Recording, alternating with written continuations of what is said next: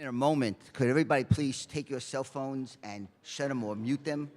Because ringing is not a good background for our event. Thanks.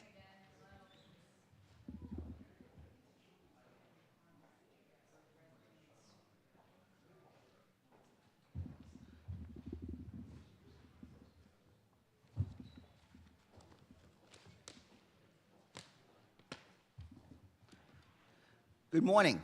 Welcome to the National Press Club, the place where news happens. I'm Jonathan Salant, the Washington correspondent for New Jersey Advanced Media and a former president of the Press Club. Thanks to all of you who came out in person for our Headliners News Conference, as well as those of you who are joining on our live stream. Monday may have been America's Labor Day, but today is Sports Labor Day at the Press Club. We're welcoming Tony Clark, a former first baseman for several major league teams, who is now president of the Major League Baseball Players Association, and Liz Schuler, president of the AFL-CIO. After years of labor peace, this year's baseball season was delayed when the owners locked out the players at the beginning of spring training. The labor dispute lasted 99 days. Then, just last month, the Players Association said it would attempt to organize those playing in the minors. More than half of those players returned cards in support of the Players Union, which then asked Major League Baseball to let it recognize it as a representative of the minor leaguers. Tony Clark played for six teams in a 15-year Major League career. He was also the first player to hit a ball out of Trenton Thunder Stadium into the Delaware River, fair ball. He joined the union shortly after his playing days ended, succeeding the late Michael Weiner as executive director in 2013. He is the first former ball player to lead the Players Association. Tony sat at the head table when Michael Weiner spoke at the National Press Club luncheon in April 2012. That was just months before the union leader was stricken with the cancer that would eventually take his life. Liz Schuler became president of the AFL-CIO last year after Rich Trumka passed away. Having previously served as secretary-treasurer, she is the first woman to run the giant labor federation. The AFL-CIO consists of 57 national and international unions, and its endorsements will especially be coveted during this fall's midterm elections. Tony has his own bobblehead from the Trenton Thunder. Liz does not. But perhaps Tacoma Rainiers, maybe the newly unionized Tacoma Rainiers, which play about 2.5 hours north from where she grew up in Gladstone, Oregon, will have Liz Schuler bobblehead night next season. I'd get one. Both of our speakers will make short remarks from the podium before we move to our chairs for a discussion. Please submit questions on the cards at your seat, and I will ask as many as time permits. For those of you watching online, you can ask a question by emailing us at headliners@press.org, putting MLBPA in the subject line. Tony, you're leading off.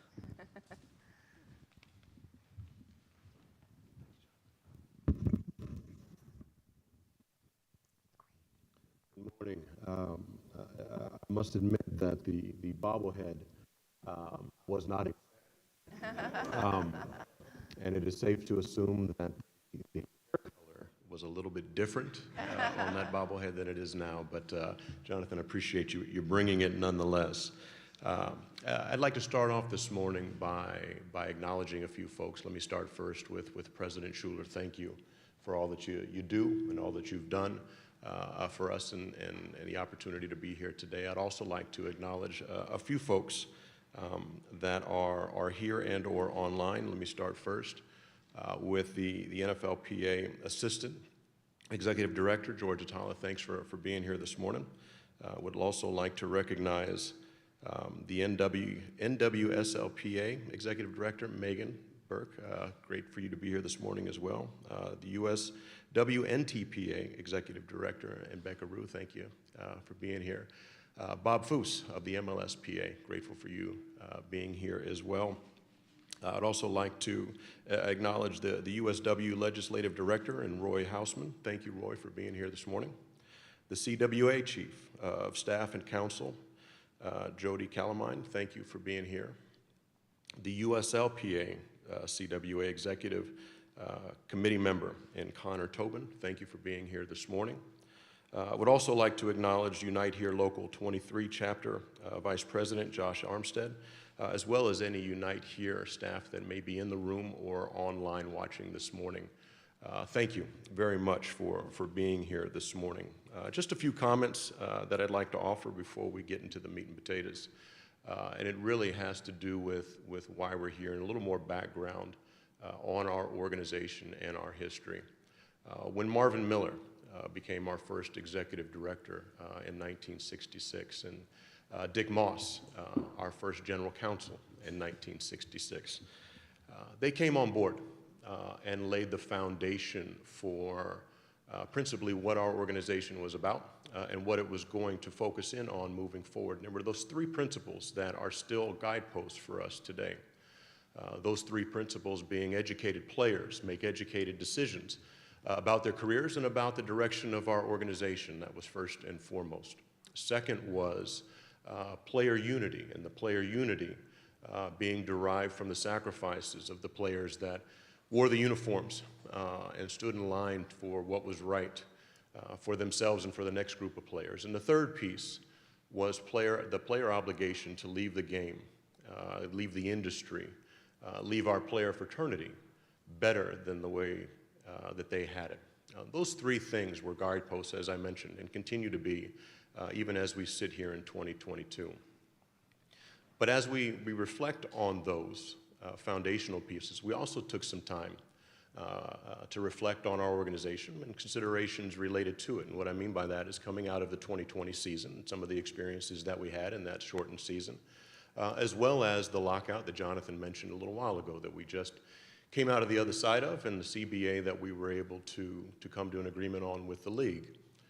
The truth is we reflected on where our organization was and the things that we potentially could do moving forward as a part of the broader labor discussion. And that's why we're here today, having an opportunity to stand side by side with President Schuler and the AFL-CIO, as well as becoming an affiliate as a part of the Sports Council was important for us. It was important for us for the same reason that we were able to support other unions and be supported by other unions going back to 2020 and moving forward in ways that we historically may not have been previously.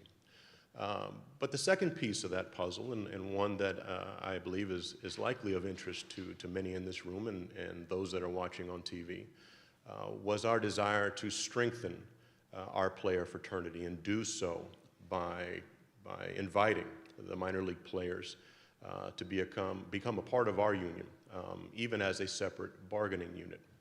The minor league players are the backbone of our industry. It is important that they have a voice at the table. It is important that they have an opportunity to voice their concerns about fair pay and working conditions. And what we've seen over the course of the last couple of years has been exactly that. They have found their voice in a way that is a little different, perhaps, than historically we have seen them. And a large part of that reason is an organization called Advocates for Minor Leaguers, who assisted with players and engaged players in a way that afforded them the opportunity to aggravate and use their voice. Again, much differently than perhaps that they had before. And so when we engaged the minor leaguers, I want you guys to know and appreciate too that it wasn't done overnight. That engagement was done over multiple years, and as I highlighted 2020 and the challenges associated with it, the truth is, many of you may recall a commitment that the major league players made to the tune of $1 million consideration to provide support to minor leaguers during a year when they were not going to play. That support was provided to two organizations, More Than Baseball being one of them, but Advocates for Minor Leaguers being the other. And one thing that you may not be aware of is that from that time to now, over the course of 2 years, myself and others on staff have had weekly calls with Harry Marino, the executive director at the time of Advocates, and worked with Advocates in a way that, again, got us to this point in having this conversation. Over the course of time, we engaged our major league players, and perhaps more importantly, our major league players engaged us about the support that we could provide to the minor league players. And in doing so, It all culminated 2 weeks ago in an executive board call where, without dissent, the major league players wanted to provide said support for an organizing campaign around the minor leaguers, such that a little over a week ago, authorization cards were sent out to the minor league players, and over the course of the first 6-7 days, thousands of responses came back in a fashion that was exciting to see, but perhaps unsurprising, considering how invested and how focused the minor league players were on being recognized and finding that seat at the proverbial table. Nobody said it was going to be easy, and nobody assumes that it's going to be moving forward. Progress rarely is. But in this instance, we are in a world now where strengthening our organization, strengthening our player fraternity by bringing the minor leaguers under our umbrella, as well as joining the AFL-CIO, and doing so alongside our brothers and sisters that are part of the labor movement. Together, we're going to navigate that chaos, and together we're going to work through it in a way that is going to be a further reminder to the strength and unity and the value associated with focus and purpose, something that the labor movement has always been committed to, and something that we're excited now as a part of the AFL-CIO to do so more directly, particularly with the support that we've gotten over the years. So thank you again, President Schuler, for the opportunity to be here today and for the work that undoubtedly is going to be done that we're excited to be a part of. Thank you.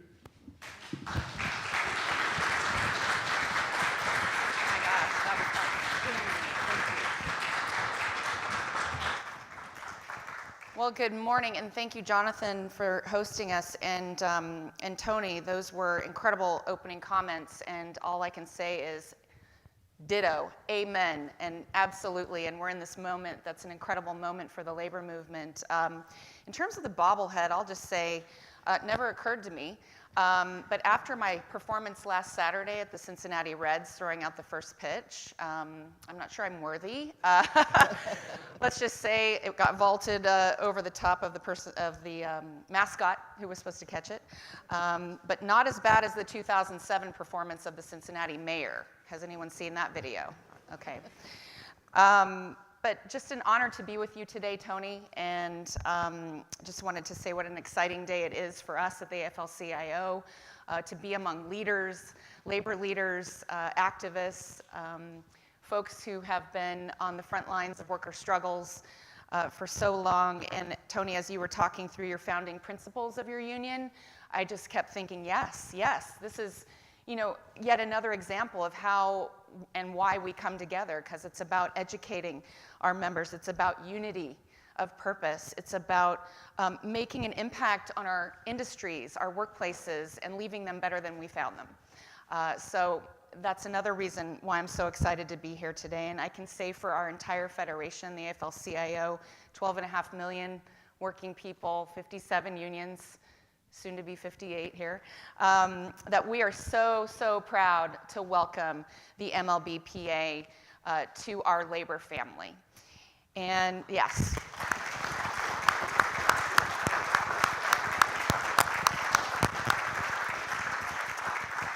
And the MLBPA and every single one of your 1,200 players have a home in our movement, because your union understands and lives the true meaning of solidarity. And Tony, your leadership, I just have to say, to me, to have a true trade unionist leading the MLBPA means everything. And we are seeing that across our sports leadership too, the linkages, the connections. And we have a few folks in the room that you already mentioned that I'll mention later, but it's just so heartening to see the power of us coming together in this moment that is really unique in our history for the labor movement. And you have history that you're the oldest, I believe, trade union in sports, right? That you know this. A long and proud sports history, a true track record of giving players a voice and a say in the league.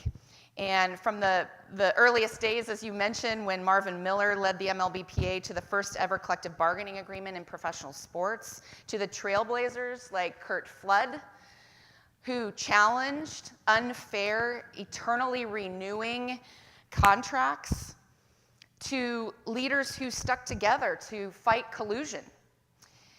You have proven time and time again that you fight for what's fair and what's right. And you're still fighting those fights today.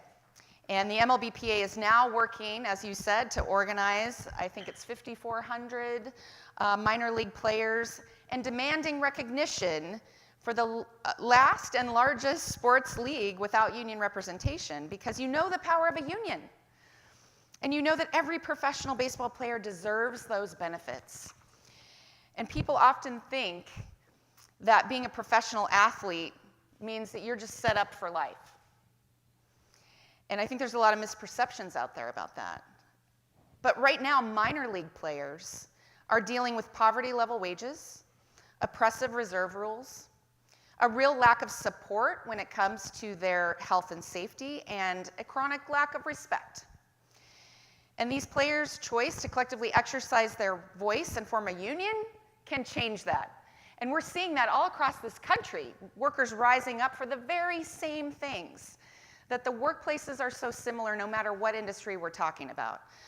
And when minor league baseball players knew they had to take action to improve their wages and working conditions, they turned to you all, Tony, because they know the power that you have and the solidarity and unity that you bring every single day.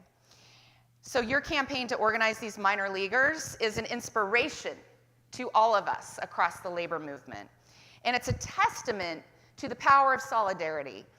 And you see the power of organizing, you know how to leverage the power of sports and the platform that you have. And you're fighting for every worker, from the major league star to the player struggling to start his career, to the construction worker building the stadium, to the server working in concessions, to have a voice on the job for everyone. And that's exactly why the AFL-CIO Sports Council, which you referred to earlier, that's why we formed it, is to really bring together the depth, breadth, and scope of the entire labor movement and the power of all of our voices together. And so it is a place where unions like the MLBPA can share best practices, can share ideas with other players' associations, can come together to support the fights of working people in the communities where you play. Because what you do has a ripple effect across all the work that happens in a community. And because our federation is built on that kind of solidarity, we see the labor movement showing up for each other's fights. And whether that's MLBPA folks that are locked out, or it's women's soccer players who were out on the picket lines with bakery workers who were on strike. We have so many NFLPA players who were out with John Denaire, bakery workers on strike. So I think that's what we're talking about here, is workers helping workers.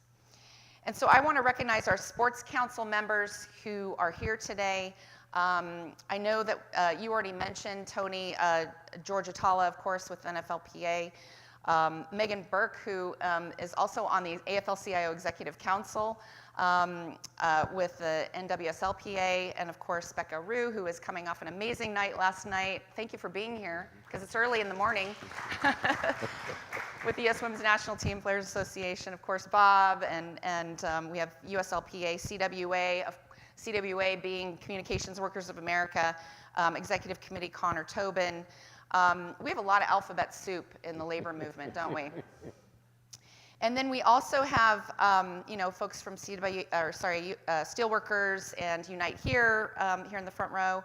And I know our building trades, our industrial unions, everyone is so excited about this partnership. And it just shows how unions work together across all types of work, all kinds of industries, and how the MLBPA is a big part of the broader labor movement, and how we show up for each other in everything we do, and that's what our movement stands for. And so, Tony, I know we've worked closely together over the years, but today we are so excited to have the MLBPA officially joining our federation and playing a larger role in America's labor movement writ large. And as athletes, you know the power of team.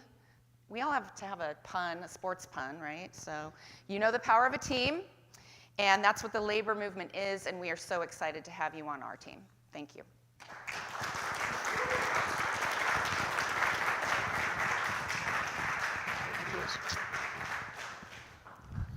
let's begin with the obvious question. Tony, what motivated the Players Association to join the AFL-CIO after all these years? And of course, Liz, the question for you would be, what does it mean to the Federation to have the players, what do they add to the Federation? Thank you, Jonathan. It was a series of events, to be honest with you, and as I highlighted in my comments earlier, the experiences from 2020 and how unions, even without the affiliation at the time, were supporting one another as we navigated a difficult time for all unions, obviously with COVID in the spring of 2020 and how it affected our season in our industry.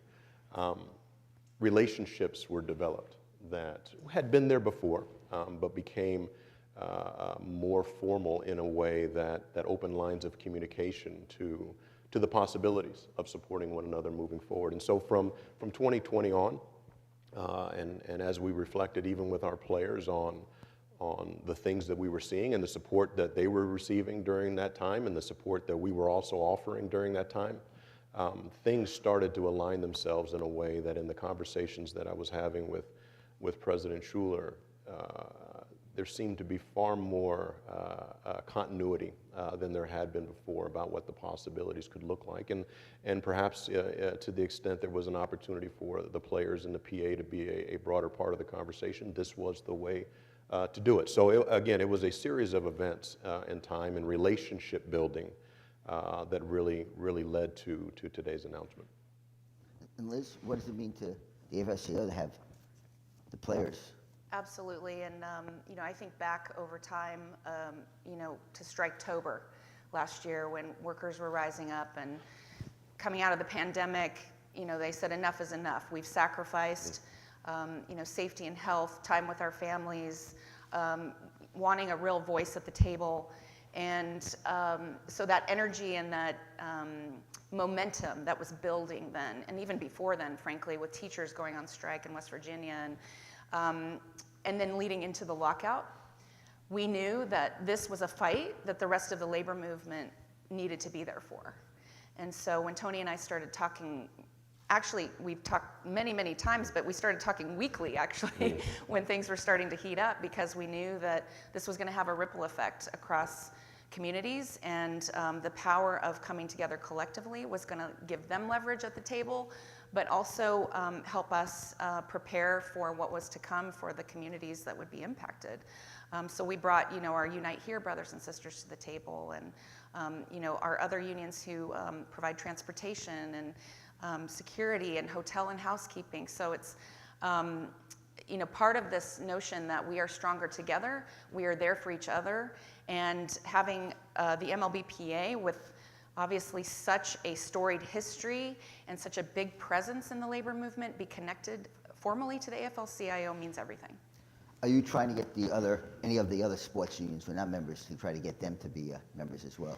Well, that's exactly why we formed the Sports Caucus at our convention in Philadelphia a couple months ago, was to provide a space to make these connections. And we have a number of folks who are, of course, formally in the umbrella, but we think the Sports Caucus shows that the notion of coming together with unions across all industries does provide value to the sports unions, and it's not just a transaction. This is about building something long-term, that we are there for each other in our time of need. Talk to the minor leagues. The first thing that I thought of was the contraction. North Trenton Thunder is one of the teams that no longer is affiliated ball. Frederick Keys, which is just north of Washington, is no longer part of affiliated ball either. Did that inspire the minor leaguers who saw their jobs shrink from 40 teams to want to be organized? And what kind of role did the advocates play in the whole organization? So again, over the course of a period of time, I think the experiences that the guys had undoubtedly led to wanting to have a more formal voice. And I mentioned 2020 before. The minor leaguers didn't play during 2020, and so it was largely a lost year for them. And so experiencing that, and then watching 40 teams or so no longer a part of the equation, again, was another piece of the puzzle and an experience that I think, afforded guys the opportunity to sit down and talk about the what ifs. And the what ifs, you mentioned advocates, and I highlighted them earlier as well. Being able to be a resource and taking a lot of the interests and concerns and being able to aggregate them in a way to where the player group as a whole could find their voice amid the conversation was crucial to where we are now. And so Advocates deserves, Harry Marino and his entire team deserve a lot of credit for the work that they've done in taking the passion and desire of the minor league guys to be heard and doing it in a way that has gotten us here, where we can have a conversation about truly forming a union to create that seat at the table. And so a number of things became a part of the rationale, but there's no doubt that contraction was one of them. One of the questions that we, I was just going to add that the environment we're in too, where 71% of the public favors unions, and that young people are waking up to the fact that coming together collectively in a union is the way to make change. I think, operating in that sphere across the country probably also, I would hope, added fuel to that fire as well. well, if sports unions, most of the people are young. You think that's helping, in fact, boosting the MLBPA for the young players, and of course the minor leagues and other sports. There are no 60-year-olds playing the professional sports anymore. No, there aren't, and unfortunately or fortunately, depending on how you look at it, having an opportunity to play a professional sport is a privilege in and of itself, but a testament to the work that's done to have that be an actual opportunity. But the window in which you play and perform is remarkably small, and so as a major league player, if you're fortunate enough to get there, your career on average is 4 years, maybe a little less, not likely much more. And so in the very short window that you have to navigate the minor leagues and then to build out a major league career, having a voice, having an opportunity to ensure that you have the best benefits you can possibly have, and to have the best working conditions you can possibly have, and to have a wage that's reflective of the value you're providing is important. And it's even more important when your opportunity to realize your goal of playing professional baseball is as small as it is. One question we got from the audience already: if minor league players can't afford rent and food, how can they afford union dues? Well, let's be clear. Our major league players pay dues that are commensurate with their pay in the industry in which they are a part of and that we negotiate over. The minor league players, for the exact reason that we're sitting here, are challenged in that regard, and what it is that they've experienced is not reflective of the value that they otherwise provide. To the extent that we do get this across the finish line, and we do believe that we will, any dues consideration, as minimal as it is going to be, if at all, is going to be reflective of the interests of the players and what it is coming out of a successful negotiation with the league, what they determine it to be. During the baseball strike, I know Michael Weiner came here and said that every major league ball player honored the picket lines, which was not the case when the football players went out on strike. What makes the baseball players union so unique in that aspect? Well, I think that we've been fortunate to have the right players in the right time make the decisions that they've made. Our history is littered with those times and those experiences, and each time, each strike or lockout is unique and provides its own set of challenges for us. When I say we've had the right players at the right time, we have. And I think that is also part and parcel to the conversation that we're having now with the minor league players. They are the right players at the right time to challenge the status quo in a way that is going to benefit them, but is undoubtedly going to benefit those that come after them. And that was a realization that our players have always made, that as much as you want to affect change in the nearest term, it is more likely than not that that change is going to affect those that come after you. And one of the things I said at the outset, and one of the things that Marvin instilled in us as an organization and as a player group, because it's something that I heard even when I came into the big leagues in '95, and something that we continue to share with players when I came out of my playing days in 2009. Leaving the game better, and the obligation that we have for those that come after us is crucial to the well-being of our organization and our game and our industry as a whole. And so these players, our players at those times that you mentioned, we're committed to that, and the players that we have now continue to be. During that strike, the owners tried to get replacement players using the minor leaguers who are not on the 40-man roster. Correct me if I'm wrong, but if they're part of the union, that doesn't work anymore, does it? That would strengthen you in the next round of collective bargaining. Definitely a different conversation. And and Liz, how would that strengthen, being as a union organizer, how does that strengthen when the more people you have a part of the union? How does it make the union stronger? Well, as you were talking, Tony, I was thinking about the pride that your members feel in their profession, and the notion that being in a union makes them closer to, connecting the dots with how the union plays a role in the life that they're afforded. And the fact that you negotiate these contracts doesn't just come out of the air, right? It's about working people coming together, banding together collectively to make life better for the players and make the game work for them. And it's so consistent with what we see across industries that, once people see that they have the option of going to their boss by themselves and trying to negotiate that raise and it's not that effective, or you can go in together collectively with your coworkers and leverage your power. And so we know now more and more people see that as a pathway forward. They see that unions, who we often have a stereotype in the past that they were only for some types of jobs, maybe heavy industry or dangerous work, but that is absolutely not the case. That unions are for everyone. Unions are for every type of job. And so whether you're in sports or you're working in a hospital, if you're working in a university or developing a video game, workers are waking up to their power. And so that's what we're seeing across the economy, and it's incredibly exciting. And also we're seeing the use of strikes more because workers are fed up. They're fired up, and they're not going to take it anymore. And so that is our ultimate weapon, of course, but it's all used in a system of labor and management sitting across from each other at a table, haggling out their differences and coming to an agreement. And so the collective bargaining process is really at the center of all of this. And the problem is we just need more workers to be in unions and have the tool of collective bargaining. Is it easier now, again, given the pandemic, given the fact that 71% of Americans now approve of union, is it easier to organize, and for the players, is it easier to sell it to anybody reluctant to join the union?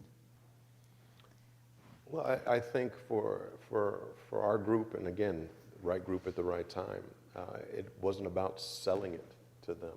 There was simply a recognition of the challenges that they've experienced, and the remedy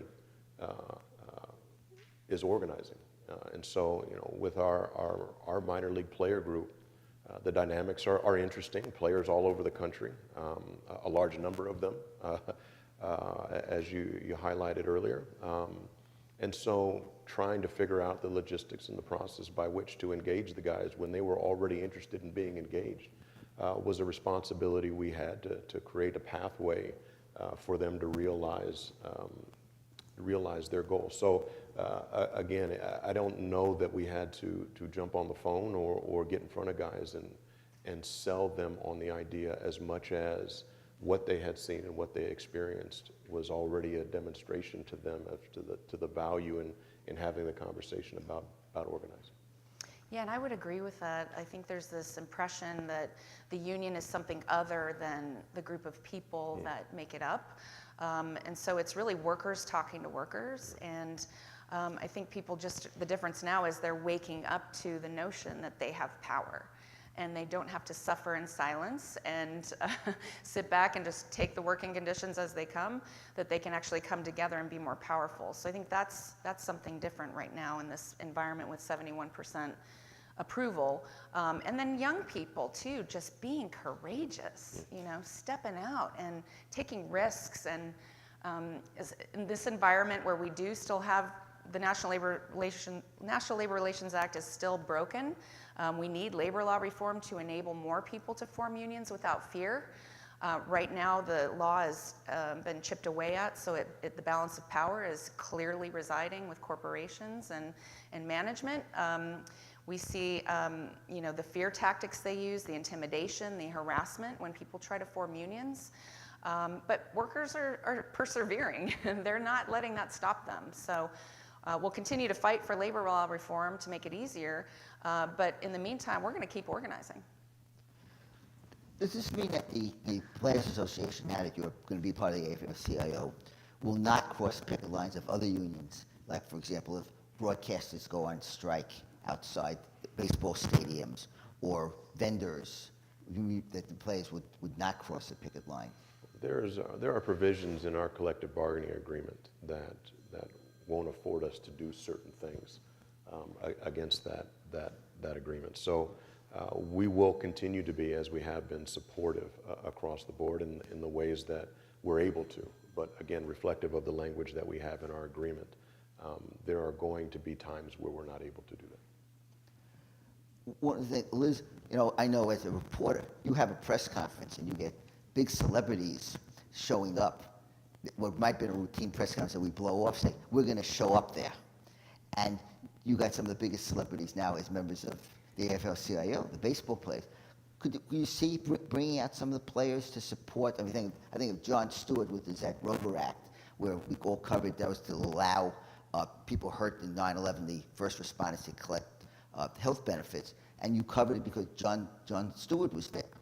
Can you see events when AFL-CIO is talking about organizing, talking about issues that you bring out some of your newest members that will support your goals? Well, there's no question that the players have big platforms, and having their voice on behalf of working people is incredibly powerful. We've seen that actually the history we have with the AFL-CIO, we have some pretty powerful voices in our federation with platforms, with our SAG-AFTRA brothers and sisters, of course, and siblings, with actors and the Hollywood folks who work in Hollywood. Certainly our sports unions. But I think the point here is that we're all workers, and we all have the same struggles. And whether you're working on the pitch or on a baseball field or on a construction site, we're all concerned about safe workplaces. We're all concerned that when you show up on the job, that you perform your work and you get to go home safely. And that you have a voice in that process. And especially coming out of the pandemic, some of our sports unions were leaders in COVID safety. And so I think that's a great example of how the Sports Council can bring together an opportunity for best practices that we learn from each other. And it's not about who has the most Twitter followers. It's really more about, what can we do to make workers more powerful? And Jonathan, if I may, yes. I 100% agree with everything President Schuler just offered. And one of the things, though, that we experienced, again, going back to over the course of the last couple of years, is that, while it's nice to have 140 characters out there as a demonstration of support, the truth is, when the rubber meets the road, a lot of times when that happens, it's not over the airwaves and it's not promoted on social media, but it is valuable when there are conversations that are being had that are offline in support of any one particular union at any one particular time. So I recognize the world we live in and the challenges associated with information ruling today, but the truth is, at least in the experiences that we've had and have had of late, the power and support and solidarity and unity that often goes on behind the scenes means just as much, if not more, than what may be out there in a nice headline. And I'll use one quick example. And when we were on the eve of the Super Bowl, in Los Angeles, we had bakery workers at John Donaire Bakery who made ice cream cakes for, Cold Stone Creamery. All of us were sitting on our couches during the pandemic eating, cakes and ice cream and cookies, right? These workers were working round the clock, and they were asking for $1 more an hour, and the company couldn't find it. And so they were on strike. And we had J.C. Treader and D. Smith out on that picket line on the eve of the Super Bowl. It changed everything. It unlocked it. And so they were able to then take that back to the table, and I think it was a week later they were able to find an agreement. What about other issues not directly related to sports? We saw Colin Kaepernick, who was kneeling during the national anthem. Dominic Smith of the Mets, who did the same thing and got solidarity behind his on the Mets team. Civil rights, voting rights. Right? The MLB moved the All-Star game out of Atlanta. As part of the AFL-CIO, do you see the Players Association being much more active in social issues? Well, for us, as much as we've talked about having a seat at the table and collective bargaining, we also provide our players a platform should they decide that they want to engage on those topics, to be able to speak to them and be able to address them in a way that's personal to them. As executive director, my responsibility is to echo and voice the collective in a fashion that reflects our membership. There are differences of opinions at times. There are different interests at times. But the opportunity to voice those and share those always has been and will continue to be important. So to the extent that there are players that are interested in engaging in that conversation, we'll provide the opportunity to do so. To the extent that there are players that would rather not participate in that conversation, we will provide that opportunity to do so in the protection against the backdrop of that decision. Because we see the unions, I get press releases, all the unions that have signed on to a letter or signed on to this platform or endorsed this press conference or whatever. Could we see the MLBPA now being one of those unions, even if the players themselves are not out there? Yeah, we could if the players are not out there and the players are interested in their organization being a part of that conversation. It is the Major League Baseball Players Association. It is not the Major League Baseball Tony Association, and wasn't the association of any of my predecessors. It is the Players Association, and as a result, I sit here representing them, and will continue to do so when the time dictates. There's a conversation with them, and whether or not they want to be involved, we'll move forward accordingly. But this is not about me. It is entirely about the well-being and interests of our members.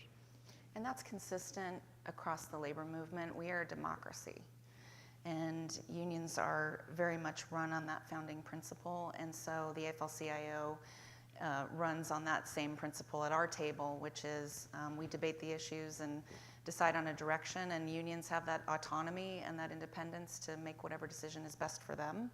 I will say we are focused on the same things that Tony started with, is like educating our members, making sure their voices are heard, making sure that we're looking through an issues-based lens in everything that we do. When you put out a list of unions endorsing something, would you like to be adding the MLBPA to your list of the unions that have endorsed whatever the issue is? I think you're the most excited about this. Of course. The question about going back to the minor leagues, when and how would the 5,400 minor league players join MLPA? Would it be, I know you're looking for a voluntary recognition, do you hope to get that, or you think that'll be an election, and when would something like that happen? Well, there's, as I'm sure the ASCII knows, there's no set date or time on the process. The process needs to play itself out, and based on decisions that are made along the way, we'll determine where we land and when we land there. We have asked for voluntary recognition, and we have engaged the league formally and informally as a part of that conversation. And we remain hopeful that conversation and decision will bear fruit. In the event that it doesn't, we have the opportunity to petition the NLRB and go that route. So I truly think there is an opportunity for us as an industry to have a conversation here and a level of engagement that is beneficial for all involved, and we'll just have to see how that plays out. But we're encouraged, at least initially, with some of the dialogue that we've had. But we'll have to see. We'll have to see where it goes. Liz, we recognize the other unions here today, and I'm sure there are others who are listening in.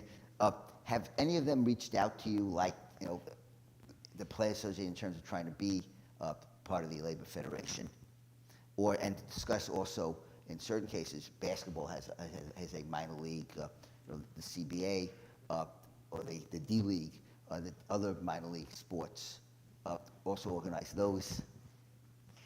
Well, when I became president of the AFL-CIO, we wanted to show the world that the labor movement is entering into a new era.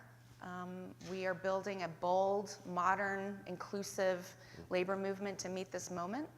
And so our doors are wide open, and we welcome everyone.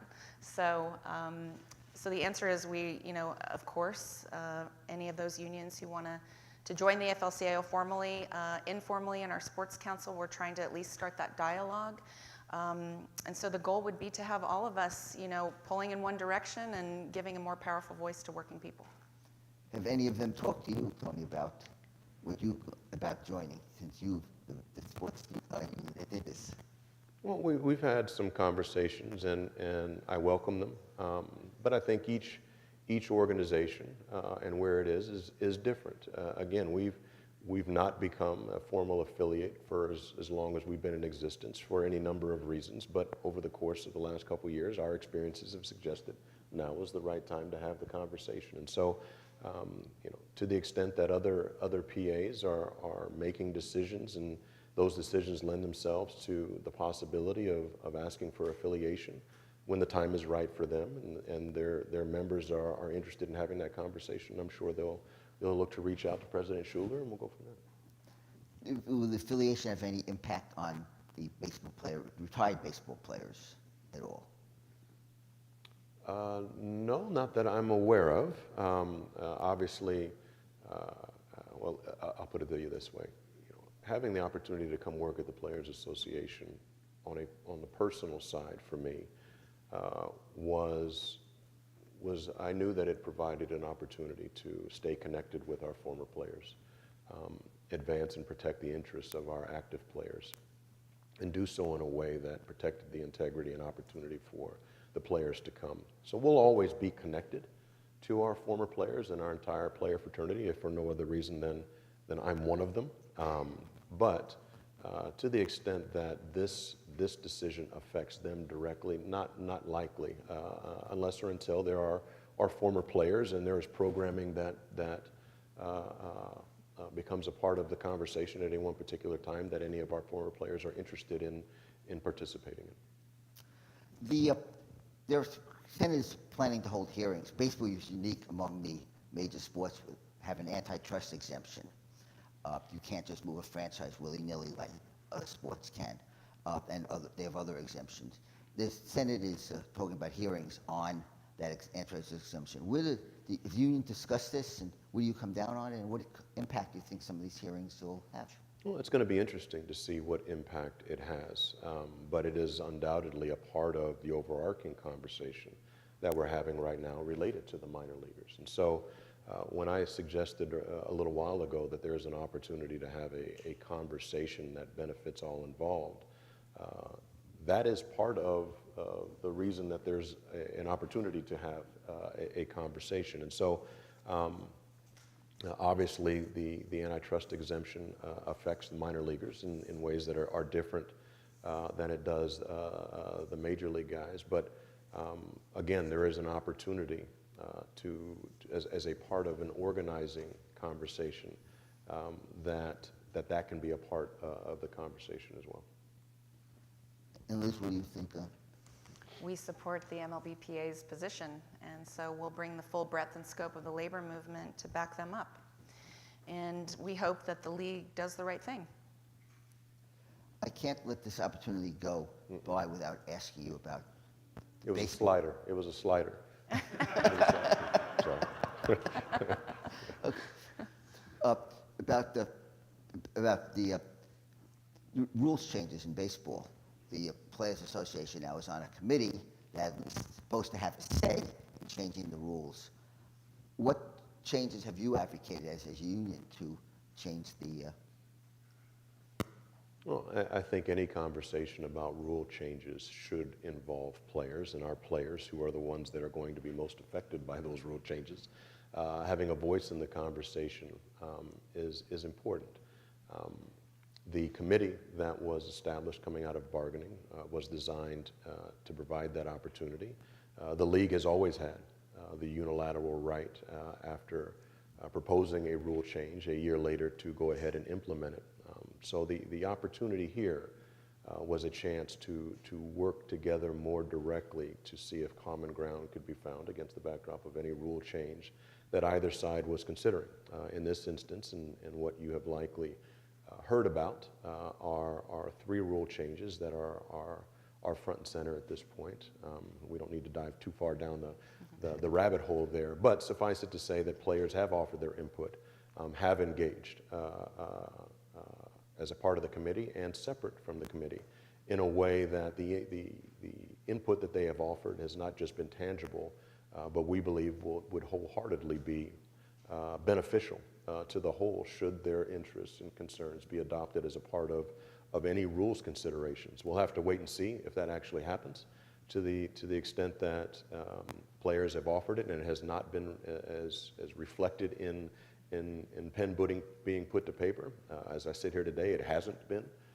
But again, there continues to be an opportunity to have a conversation that's beneficial, and we'll have to see whether or not the league is interested in the types of adjustments and adaptations that the players are interested in regards to any of the rules considerations on the table. Could you give us the Cliff's Note version of the rules you'd like to see changed? The rules that are being discussed right now are larger bases. There's a health and safety component to that piece. A second piece has to do with defensive shifts and whether to what extent the shifts will be outlawed or adjusted or guardrails put in place such that players aren't necessarily all over the field in positions that most aren't accustomed to. And the third has to do with a pitch clock, a timer on the field that would otherwise attempt to keep play moving at a particular pace at a particular point in time. And again, our players have engaged on all three of those and offered thoughts on all three of those and offered considerations related to the interest that the league has with those three rules and what the players believe could potentially be beneficial or could potentially be problematic. Players have engaged and talked about all of those things. So those are the three issues, and like I said, we'll have to see how they net out. Yeah.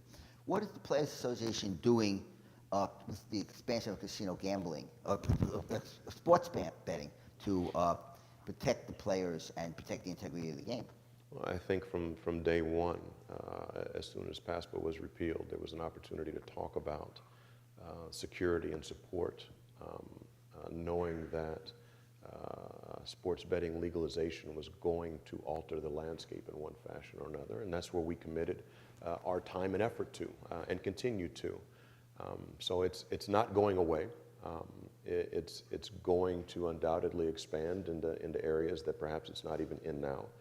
And there's an opportunity to, as a result, be a tangible part of the conversation. Ours first starts with protections and due process that need to be in place to maintain a very high level of integrity and support for the players that are otherwise going to be a more direct part of that conversation. And then you get beyond that, you look at opportunities to expand and grow the game. Again, a very delicate line by which to balance and which to walk, but one that for us has been and will continue to be something that we're concerned about, whether it's the well-being of our players or by extension the well-being of their families, considering the dynamics that can be in play there. And is the sports betting world a place where you can organize organize more workers, or are you trying to organize them? No workplace is off limits. And I would say that I was just thinking as you were talking earlier too about work rules, and whether it's laws that impact the economics, whether it's workplace safety on the field, it really is consistent across industries that having a worker voice to be able to have an impact on how those changes are made is absolutely critical. And the outcomes are better for the employers when you have a worker voice at that table, because it makes the game run more smoothly. You have players that are more productive and content, and rather than imposing things on their workers. So that, again, is consistent across industries and what we're seeing. And you can take as an employer, you can take the road of being adversarial and kind of putting up those walls, or you can actually embrace the fact that having workers at the table is going to mean better outcomes for you. And so our hope is to see more and more employers, seeing the value that we bring to the table. What about your relationship with MLB? There were reports that during the pandemic that the relations between owners and players were at a low ebb, that you had years of labor peace, and a strike or the lockout showed that there were obviously disputes. Is there a sense that both sides are trying to, as Liz said, they're trying to work together and they lower the temperature, for example, and really try to be more collaborative? It's a nice headline. It gets a lot of clicks when you can offer that. And yes, it kind of took on a life of its own. But appreciate that there are always going to be differences of opinion. It's inherent in the relationship between management and union, but it does not suggest that there isn't common ground that can be found even when there's disagreement. That's the value of collective bargaining and the opportunity that you have when you're sitting at the table to have a conversation that's important to both sides. And so the one thing I can tell you is that the lines of communication have been open and they'll remain open. If for no other reason than I believe that there is an interest there and one that we're aligned on, which is continuing to grow and develop our game in a way that excites the next generation of ball players and fans to want to be a part of it. With that being the underlying theme, there's an opportunity to find common ground on any number of things. So despite the disagreements and despite the headlines that were nice water cooler fodder, the truth is conversations have been had, continue to be had, and even where there are disagreements, there's still opportunity. Liz, I'm not going to let this opportunity go without asking you, midterm elections. What kind of role is the AFL-CIO playing in the midterms, and how do you see the outcome? How do you see it turning out? Well, we've always taken an approach to elections that a worker voice is important in the workplace and at the ballot box. And so our role is to make sure that people have trusted information on the issues that matter to working people. And right now we're seeing, all kinds of freedoms really under attack, whether it's the right to vote, it's collective bargaining and the ability to join a union. So we want to make sure that our members are active, engaged, and make sure to exercise their rights. And so we're engaging in a unique kind of on-the-ground effort, a grassroots effort to have workers talking to workers, much like you would in an organizing campaign in the workplace. Having those conversations so that people are prepared and feel confident in the information they're receiving on the issues of the day that really matter to working people.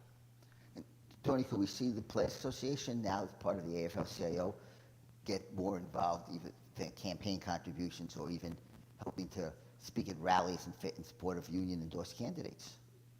Not likely, if for no other reason than what I said earlier, and that is our organization speaks on behalf of the players, and our players have a number of different interests from a number of different backgrounds. So to the extent that there's an opportunity to have that, if players aren't interested in taking advantage of it, then we likely won't. The politics can stay the politics, but the support for unions is something that our guys can get behind. Okay. Before we ask the final question, I want to present each of you with the coveted National Press Club coffee mug. It is coveted. Thank you. And, Thank you. and Tony, when you're sitting with Rob Manfred at the table, you can have a nice cup of coffee with the Press Club. And he spoke here also, so he has his own mug. Well, there you go. So you have that in common. Next time there's an opportunity to do so, that picture will undoubtedly have the mug in the background. And I also want to thank the organizers of today's event, headliners, co-team organizers, leaders, Donna Leger, another former club president, and Laurie Russo, headliners event coordinator Jamie Horowitz, Chuck Picari, and club executive director Bill McCarron. Now, final question. Both of you got your current roles after the deaths of your predecessors. What was the most important lesson that they left with you? You want to go first? Yeah. Look, Michael Weiner was my predecessor. He was a friend and a mentor, and it is still difficult to not have him around. When his body was ravaged and his mind was challenged, one of the things that I asked him